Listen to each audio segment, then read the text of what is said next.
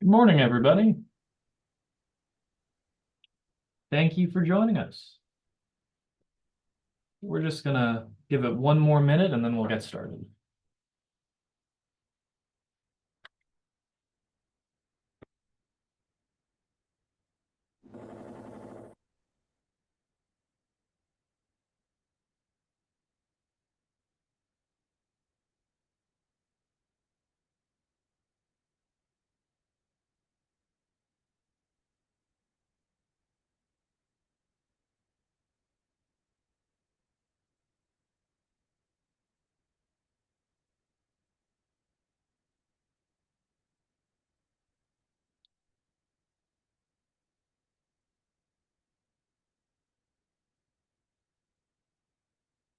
Alrighty. So thank you all for coming to the first session of Partnering for a Purpose today, and our day 2 of the conference.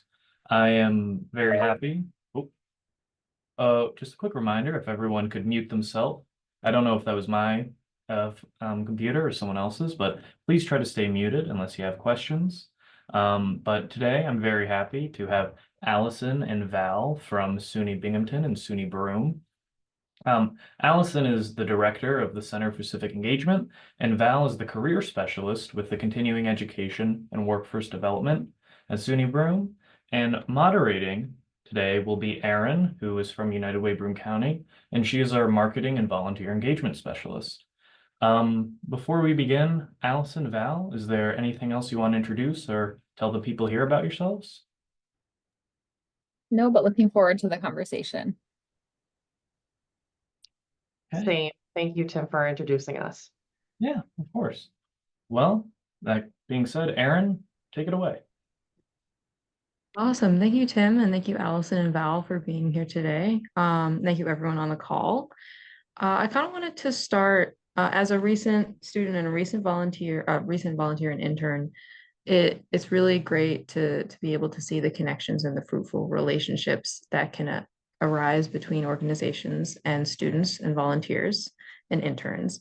But I kind of want to start a little back further. If you guys want to describe each, what do you do in your current roles? So Allison, you want to start? Yeah, thanks, Erin.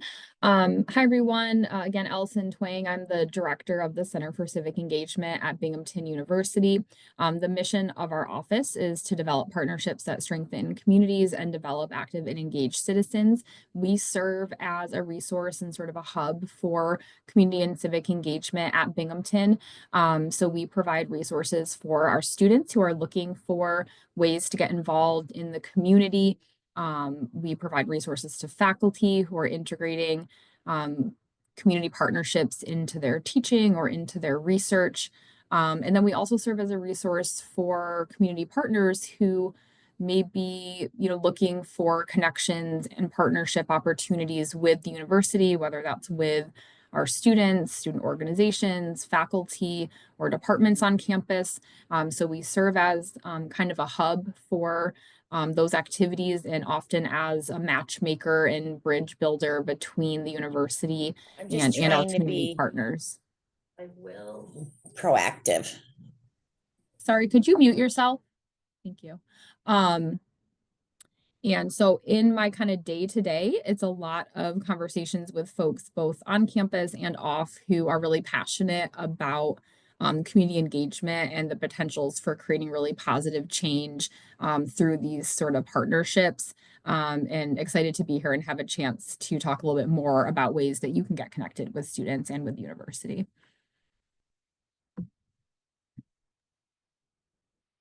And again, my name is Val Carnegie. I'm the career specialist here at SUNY Broome. Here at SUNY Broome, we don't really have a career office, but a lot of different people come together to help this out because we have career navigators that are in the STEM department and also health sciences. But in my position as a career specialist, I help out students more so with resume development, resume techniques, interview skills. I hold mini expos on campus. We just have done 3 this semester: criminal justice, health sciences, and our STEM expos just recently on Wednesday. And then next semester, we're looking into adding probably business, liberal arts, and hospitality for an expo. And with that, I'm in more contact with a lot of employers around the area, and we invite them to come and showcase what their company does, and also if there are any internships available or full-time, part-time positions are available. The students come and talk to them about that. I ask them to have their resume ready to give to them if they'd like to, even though 99% of the time they're applying online, but I always tell them to like leave so they can put a name and a face to the paper that they have with them. I also do presentations for the classrooms around here on campus, mostly with the resume development, but also services that I hold for students and the resources that we have here at SUNY Broome to help them and guide them to the next step for their employment or internship opportunities. I also oversee, we have a job posting platform. It's through College Central Network, but we renamed it Hire Hornets. So what we do, and when the employer contacts me, I ask them to upload their available position or internship position in Hire Hornets so the students are able to view it there. That's the only place that we have that reviewing for the students, and they all are pre-registered into it. It's open to all students and all alumni and actually community members as well. So we have a lot of employers that are strictly looking for SUNY Broome students, like for example, engineering, mechanical engineering, and I always tell them, please put that in there, and the students will automatically get an email that they posted a position, and then they would be able to look at it as well for that. So I've been like, with my position, it's really much everything career related. Awesome. So you guys are working with not only the students, but also a bunch of community partners, employers. Can you talk about the specifics of like how engaging with students is different from engaging with other demographics, and how might it be similar? So I can pass it to whoever wants to take it first. Yeah. Yeah, I can take a first kind of stab at that. I mean, I think in a lot of ways, working with students as volunteers, for example, is similar to how you work with, the general population of volunteers. Students are looking for volunteer opportunities that are meaningful, that give them a chance to feel like they're making an impact, to connect with a mission that they care about. So opportunities that give them a chance to do work where they can kind of see the impact that they're having is meaningful to them in ways that it's meaningful to other volunteers. I think some things that are different or to kind of keep in mind when working with a college student population that can be a little bit different. Students may be seeking out volunteer opportunities for a variety of different reasons. Some may have always volunteered and they want to, they found that meaningful and they want to continue doing that. Others may be really passionate about volunteering and also see it as a way for them to explore different career paths, to develop different skill sets. And others may want to do it, kind of one-time sort of events or more ongoing semester-long commitments. So there's a lot of still variety in the types of opportunities that students are seeking out. One thing that can be different about working with student volunteers versus other types of volunteers is that students tend to live semester to semester. Their courses, their schedules, their lives can change a lot from those different time periods. That can sometimes make it a little bit more challenging for our community partners because, you have to sort of onboard a volunteer. Many students are willing to continue volunteering with the same organization over a longer period of time, but their schedules change. Other things can happen in their lives that can sometimes make it challenging to get longer term commitment. So I know for some of our partners who have volunteer opportunities that really require a lot of upfront training or like background checks that can take a couple or few months to move that through. And then by the time that happens, a semester is over.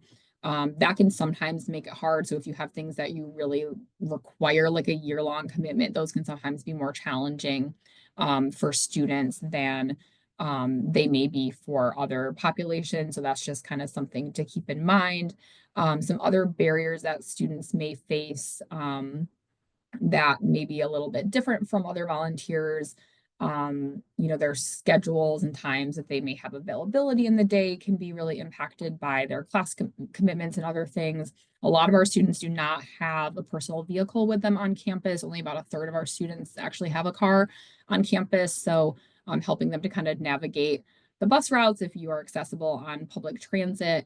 And if you're not, maybe thinking about, is there any room in the budget to be able to, you know, provide them a small transportation stipend or something like that if they're going to be utilizing Uber or another way to get to your site, are some helpful things to kind of keep in mind.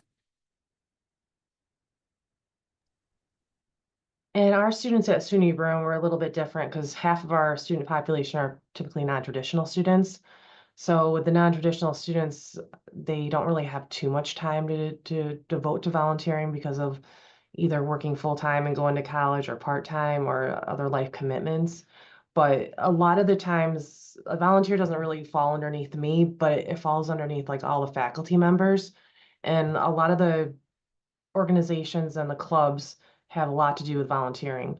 And they'll have people come in from nonprofit and all over like Broome County to come and talk to them. And through there, they're able to connect with them, find out what they do and how like it works from like day to day. So that's always been a really good thing for us, is to have the faculty being reaching out to them and having them come and speak to our students one-on-one. Because I always tell students on their resume, they really need to have volunteer work and community service. So when I do talk to them and I hear that they don't have it, I ask them, please, just you have to have this done, because every company does it and it's really good. It's good for your soul and it's good for the community too. So we really try to show them how important it is to volunteer and do community service around our area. Yeah, that's a great point. It really does add to a resume, and just to a person's understanding of the community that they're in. So that's definitely a really important part. We've talked a lot about now, like the special kind of situation that students are in when it comes to, you know, outside commitments, transportation, or like their own schedules around school. Are there any misconceptions that come up from working with students as volunteers, interns, and employees that you guys can kind of point out, maybe address the validity of those? So Val, if you want to start. So what I would say typically is some misconceptions is they aren't getting valuable information or getting valuable experience, which is absolutely wrong. Just because they're volunteering and maybe they're not like getting paid for an internship, they're getting really great information, great experience, they're networking, they're doing what they need to do to see if this is what they want to do. And another misconception that I do hear sometimes is that they don't put the time and effort needed to do the tasks, but they do. And I think there's just a misconception of what is non-for-profit. For some students really don't know what that means. And I think to get that education out to them and explain to them what that is, they'll understand it a lot more. I think something I often hear from folks, like when I explain to people in my life what I do for my job, a common reaction that I get is, oh, so the students have to volunteer, like they're being required to volunteer. And there are some situations where that's the case, but the vast, vast, vast majority of students that we work with and who come through our office seeking opportunities to get involved, it's because they want to get involved. And so I think sometimes people, probably not surprising necessarily to the people in this room, but sometimes folks can be surprised by the fact that students really do care a lot about the community and are seeking out opportunities to get involved, whether that's through internships, through volunteering, through courses that they're taking. And so that's something that I often hear a lot that is definitely not true from my experience of working with our students. I think sometimes a misconception that our students hold about volunteering, and even sometimes other people who maybe are working, you know, with students on campus, is that you know, they're providing kind of like free help, free labor. We all know, if you've managed volunteers before, it's not free labor. There is work that goes into being thoughtful about how you want to utilize a volunteer or an intern, and the benefits can be huge, so the investment is worth it. But that's something that I think sometimes students don't quite realize. Like if they think they have this really great idea for like a project or something that they want to do in the community, and maybe they've reached out to a partner and either aren't getting a response or the reception isn't what they quite expected. I think sometimes they are surprised or not sure why, we just want to help or we're providing the service for free. So that's something that we really try to communicate and work with our students to kind of understand how to align their interests and their skills with the priorities of our partners, and also be really thoughtful and respectful of our partners' time, and making sure that the work that they're doing is really meeting goals that you all have, while also, providing opportunities that are of interest and are meaningful for our students. And I just want to interject because it looks like we have a question in chat from Tajuka. Aaron, if you want to pose that question. Sure. So we're thinking about like how students interact with other organizations. So do you collect data from your students about their volunteer experiences? If so, what kind? Yes, we do collect some data about student volunteer experiences, and it looks a little bit different depending on sort of how the student is volunteering. So we have some programs through the Center for Civic Engagement that we coordinate. So we work more closely with nonprofits to help sort of understand their volunteer needs and recruit and connect students with them. So for students who are participating in those programs, we track their hours, we send them like a feedback survey at the end of the semester. And so we're able to gain a deeper understanding of the benefits of the experience that they've had. So through those assessment surveys, we hear from students that their volunteer experiences help them develop stronger teamwork and communication skills, helps them see ways that they can make change and make a difference in their communities, that they gain experience connecting and working with more diverse populations, that they're able to apply academic content in a community setting. And so we have that sort of data from some student volunteers. For students who are taking a community engaged learning course, so a community experience that's embedded within one of their course experiences, we also do surveys at the end of the semester for those students that ask similar types of questions, and have found, really positive responses from students there as well. For students who may just be going out and volunteering as part of a student organization or just on their own as an individual, we do our best to try to capture as many of those experiences as we can, so that we have a sense of how many of our students are volunteering, how many hours they're doing, that sort of thing. But we don't do a general sort of volunteer survey for all students. So it's more those specific kind of buckets that we're able to capture more information about the experience that they're having.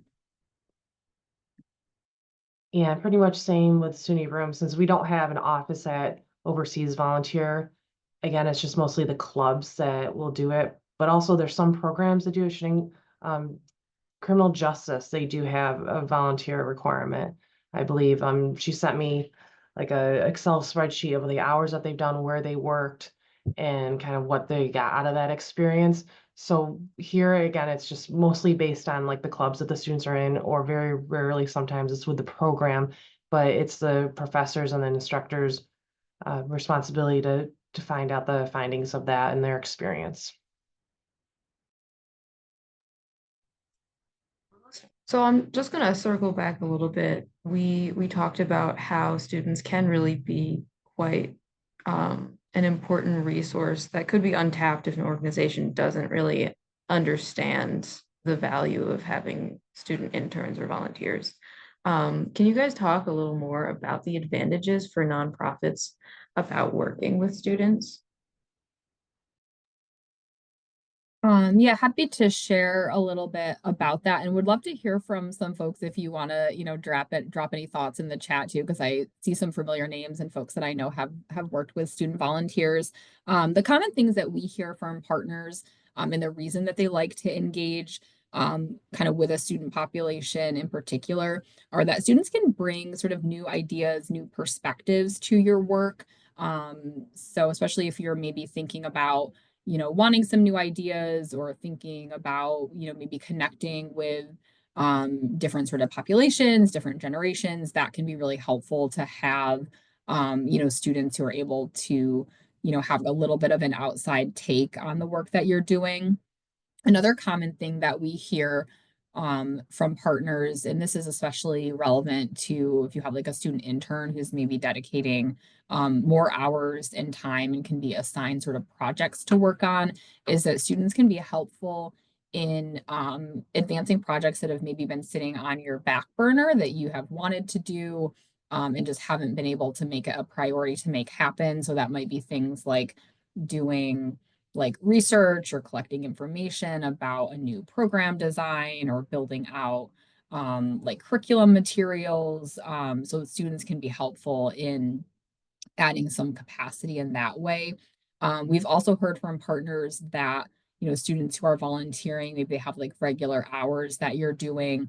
They can be helpful in providing sort of staffing for programs that you have. So it might make it possible to serve more people or to operate longer hours with services. So adding capacity for some of your day-to-day work as well, and being able to sort of reach more people, as well as adding capacity for like, one-time events, or a lot of students who like to do kind of like days of service. So being able to get some of those, if you have like more like manual labor projects that you need done, students can be helpful with that sort of thing too. And can be really great, especially if you work at all with kids, youth in any of your programs. They really enjoy connecting with college students. And so that can be a really great way to utilize students, whether that's for one-time events, if you're doing like carnivals, festivals where you know that there are going to be kids there, but also for ongoing sort of mentoring programs as well.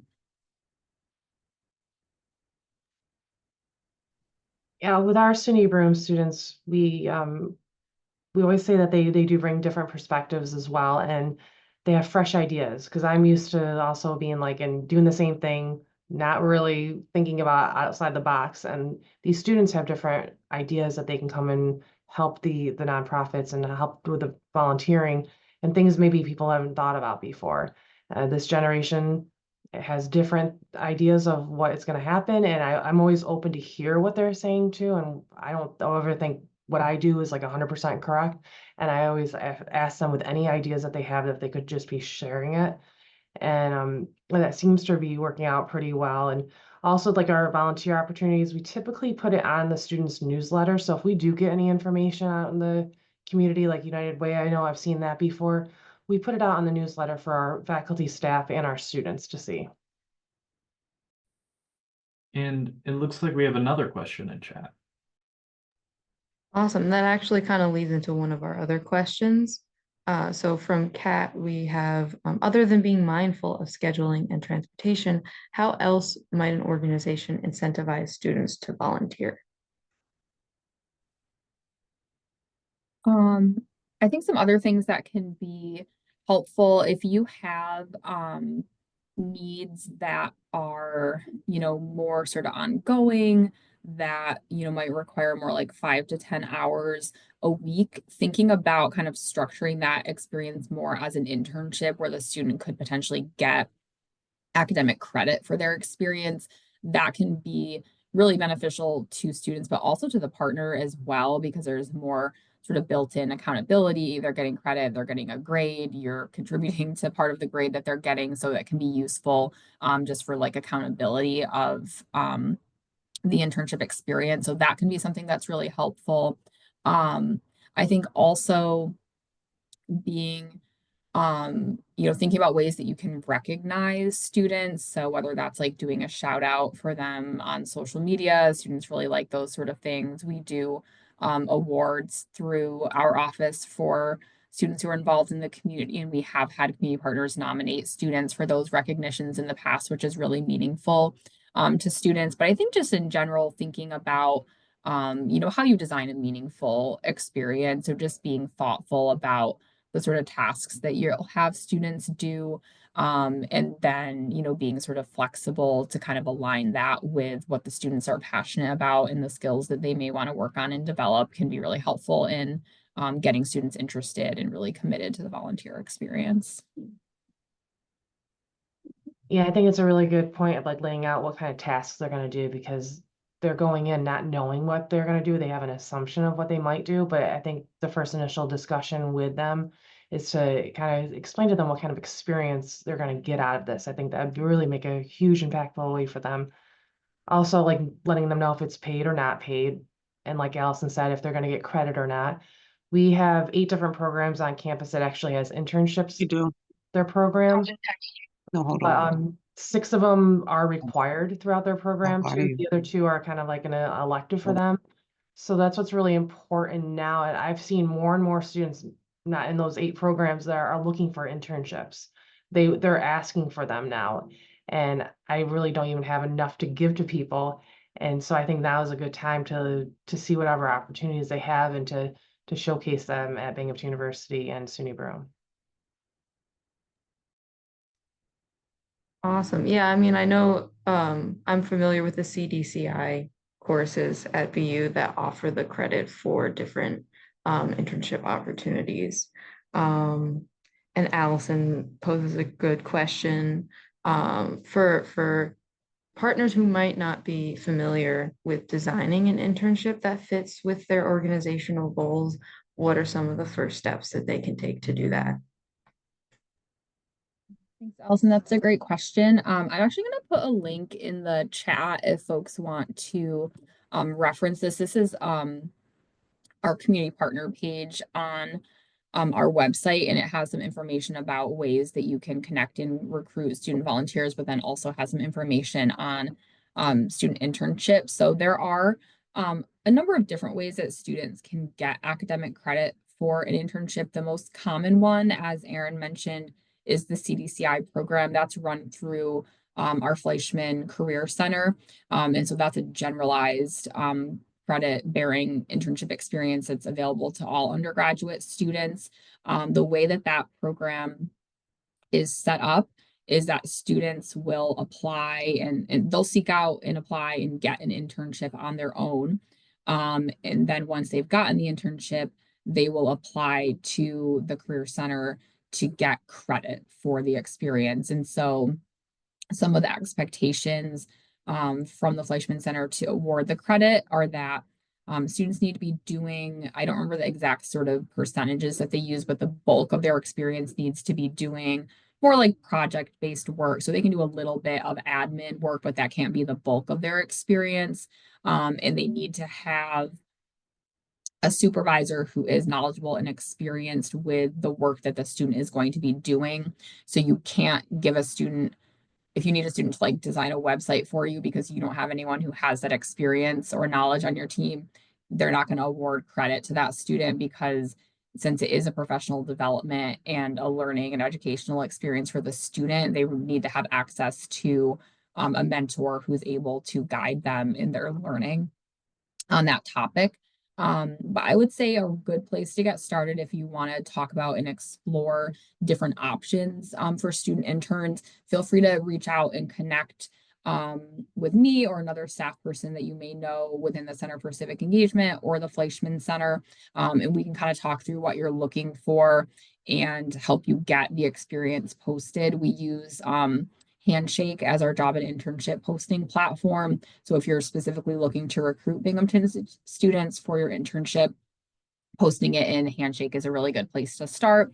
There are other internship programs that are offered by different academic departments that would be sort of aligned to their the goals of that particular field. So like human development has an internship program, social work has internship programs, Masters of Public Administration. And so, but if you post your internship in Handshake, students from across all of those different fields would be able to seek out and apply, and then it would sort of be on them to figure out where to get the academic credit. I mean, that leads into another question, which we've kind of touched on already, that you're talking about Handshake and the ways to kind of get these opportunities out to students. Are there any other important ways that nonprofits should keep in mind that they like pathways to connect with students, maybe beyond just job posting sites? Well, here at SUNY Broome, they're able to table on campus too. And I usually deal with the employers that are tabling on campus, so I would talk to them, put them in a space where it would have the most foot traffic so they can talk to our students. And just getting in front of the students will really make a difference. And not just tabling, going to the professors' classes. And I would put you in contact with the correct professor that if you want to go into specifically whatever class it is, to see if there's an opportunity for like this semester, next semester, just to get in front of the students. To me, I've noticed that has been works out so much better is if you have them in front of you, they will be able to pay more attention and get more information instead of like sending an email out to them. Because a lot of times they don't read the emails. But if you can capture their attention right in front of you, that has been working very well with us. So again, like we offer tabling events on campus. So if there's any opportunity you're looking into doing that, I could help you out with that too.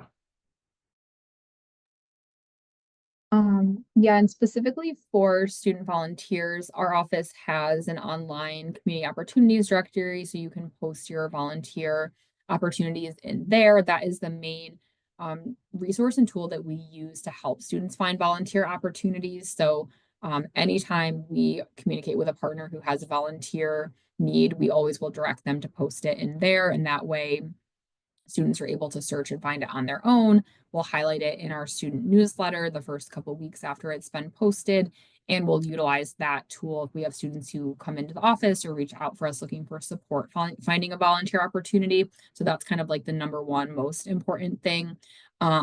We do have an annual volunteer fair in September. It's called the Community Opportunities Fair. So we have a number of organizations who table to promote their volunteer opportunities, and we usually have around 200 to 300 students who attend that event. And we're also always really happy to meet with partners to talk about, what you're interested in, what your needs and priorities are. That can be really helpful because we have conversations all the time with students, with staff, with faculty who are interested in getting involved in the community. And so the more that we kind of know and understand about what you're looking for, it helps us a lot with that sort of matchmaking. That can be especially helpful if you have a bigger kind of project or something that you're not quite sure like where to get started or the exact right, fit to kind of fill that need. It can be helpful sometimes to meet and sort of talk it through. If you have something that's like pretty straightforward, like I'm looking for students to volunteer at this event, usually posting it in the directory is, the best kind of approach. But if you have something that's maybe not quite as well defined or you're not quite sure where to get started, sometimes meeting with us can be a good kind of first step, because then we can also connect potentially with faculty for course-based or research-based experiences as well. Awesome. Thanks, Micah. So glad to hear that. Awesome. So we've talked a lot about the draw for students, especially when there is an internship opportunity they can get credit for. A lot of that ties into the professional development that students are looking for while they're at school. I know that when I was working as an intern with Network for Sustainable Tomorrow for a while, and one of the big draws for me was definitely that my advisor, Adam Flint, really wanted students to get the most out of the internship, whether that be educating us on our labor rights and like making sure we had different professional opportunities, as knowing that he was kind of like a stepping stone. So I'm wondering if there's any other things that nonprofits could keep in mind that can help them help their students develop themselves professionally and like help them move on once they are ready and like once the need has been filled. I think really thinking about it as, a professional development experience for the student. So it sounds like similar to what your supervisor was able to do, Erin. I know that students are always so grateful when they're given opportunities to really learn and grow through their experiences, even beyond the specific tasks that they might be assigned as part of their volunteer internship role. So really thinking of yourself as a mentor to the students can be really impactful. So giving them feedback, giving them new projects that they're interested in, giving them a chance to maybe shadow or sit in on meetings, even if they're not necessarily going to be an active participant, just getting to kind of see how you interact with and communicate with others actually just before this had done an interview with a communications staff on campus. And she had one of her interns sitting in on the interview, didn't like ask questions, but was just there to just kind of observe and have that as a learning experience. I think that can make a really big difference for students. Oh, hi, Desiree. That's so funny. And I'll just say it again, that really to be more present on a campus. So they get to see what's out there, what opportunities there are for them, and they'll be able to talk to someone firsthand to get that information. And I think it's just really important to come to see the students where they are. And so you'll be able to talk to them one-on-one. Awesome. Yeah, that was definitely a draw for me, those aspects that kept me on for a while. And then I kind of want to jump into our second to last question. If an organization was interested in hosting an intern, but they've never worked with interns and students before, what should they consider in terms of like finding a good fit or the type of position they want to fill? And what might their first steps be? I think we kind of touched on some parts of this. I think maybe what I could add is just kind of really thinking through like what you want the internship experience to look like. So what are the tasks that you'll assign to the student? Who's going to supervise them? Like what is that experience going to look like? And being kind of prepared when the students come in. Students may require a little bit extra kind of time and support with training and onboarding. So just making sure that that time is sort of carved out for you to help kind of set them up for success in the experience. So even kind of thinking through like, where are they going to sit? Do they have, do I have a computer, equipment for them to use? So just kind of being thoughtful about planning out that experience, I think can be important. But yeah, I think as a first kind of step, if you have an idea for something, maybe you're not quite sure, is this an internship? Is this a volunteer experience? Just reaching out and connecting, and we're always happy to talk that through. I would also add, like with the job description, just make sure that it's a learning experience is included into it, because students really want to see that. And also, I know Binghamton University uses Handshake. We use College Central Network. Please post them into these online portals. These are how the students I know here at SUNY Broome are going to see it. You can indicate it, it's just an internship and it's part-time, full-time. You can indicate if it's paid or not paid, and you can go into as much detail as possible what this internship entails. But obviously you don't have to go into too much, and when you can say to have them apply or contact you, you can put down your name and phone number. Or if there's a certain application that they have, you can place a website in there. There's a lot of information that I would highly suggest to utilize our job posting platforms, because that's where a lot of our students will be looking for it. Great. And then the last question that we have here, this could be broad or it could be very specific. What are some of the most impactful ways that students and nonprofits have worked together? What made these situations unique? So if you have a specific story in mind, then that would be cool to hear. If you want to talk more generally, that's also fine. Yeah, I have a particular partnership example that I was thinking about. Gigi's Playhouse, which for folks who aren't familiar, they provide services to people and families with Down syndrome. And they have been a really, really close partner with the university for the last few years. And actually, most of their volunteer base are coming from Binghamton University, whether that's students or faculty and staff.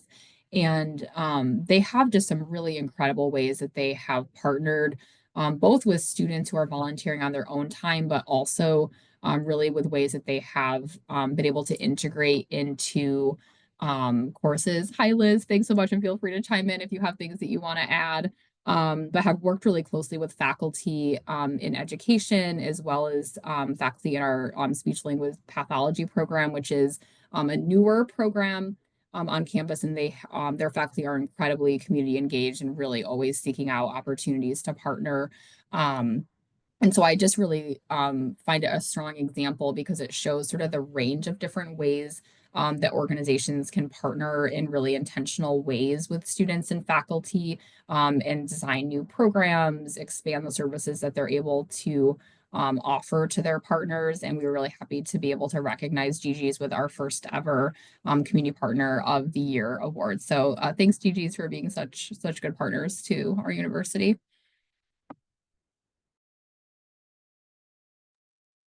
And with us, I have an example with the communications class that we have here, that there is an internship that is required for students to do. And one thing that they did, they teamed up with the American Cancer Society to provide a broadcast and do a live telethon. And through that, they were able to raise money to fight and do awareness for childhood cancer. So the ones that are like having the internships that are built into their program, they have strong connections and they're implementing what they're learning in the class to the real world, which is really good too. And a lot of our clubs, they do donate money back to certain organizations as well. Like they'll do walks, they'll do hunger walks, they'll do a lot of different things. And what they'll do is just team up with them and help support them as well.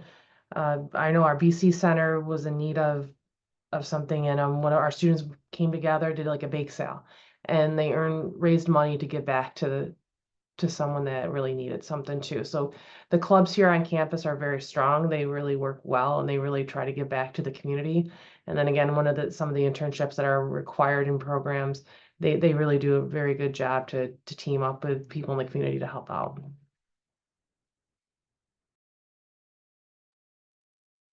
Awesome. So that's all the questions that we have. If there's anything that either one of you would like to add, or if there's any questions that anyone in the rest of the meeting have that you want to pop in the chat, now would be a great time to do so. And I would just like to say thank you so much to Alison and Val for coming by and sharing your expertise and your experience. And also, Aaron, thank you for sharing your own experience as a former student volunteer intern. So, did I say Allison? I think I meant Aaron. I don't know. It's second day of conference brain at this point, so you'll have to excuse me.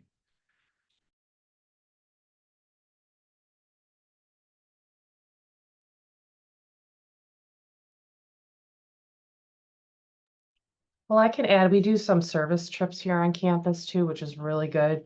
We've done Health for Haiti, and the students went and worked at like the soup kitchen and made a project to make sure that the kitchen was able to have like utensils and storing food properly. That was one of their projects that they've done. We also have a new one coming up, Health for Hispaniola, and that's going to happen this upcoming January. They're going to the Dominican Republic, and again, they do projects there. They're going to engage in service projects to help the schools and the health centers. We also do a global health in Ireland. So there's a lot of great opportunity here at SUNY Broome that the students will give back. In Ireland, they learn different impacts of health, career access, and help with nutrition and education and environmental to health. And that happened in last year of March 2024. I believe it's going to happen again this upcoming spring, but I haven't heard yet. But they typically do at least one like global service trip for the students to every year here at SUNY Broome.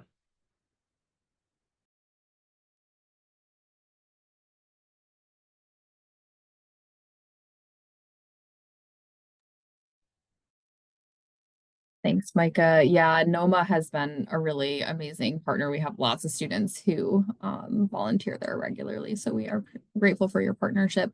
I don't think I have anything else to add. I did put my email in the chat, and I'm really happy to connect if folks have questions or want to talk more about ways to get connected. Yeah, and I'll make sure this recording goes out with contact information for both Allison and Val. So if anyone has any questions, feel free to reach out. Again, thank you. And if anyone wants to leave the meeting now, you can do that as well. We don't need to go until 12, so.